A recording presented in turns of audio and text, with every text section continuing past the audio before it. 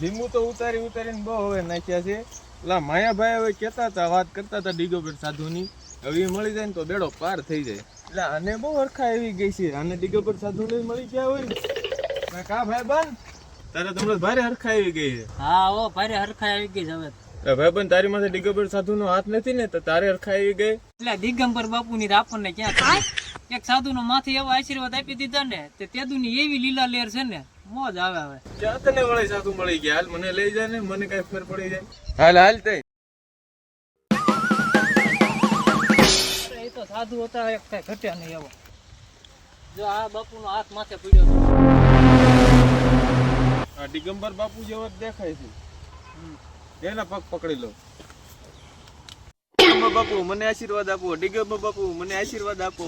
ક્યાં છે દિગંબર બાપુ? ક્યાં છે? તે તમે કોણ છો? હું તો માંગણીઓ છું. હું દિગંબર સાધુની તપસ્યા કરું છું. આવા બાવાના તને આશીર્વાદ મળે છે માંગણીયાના. મારે માંગણીયું નથી થવું. હાલ હાલ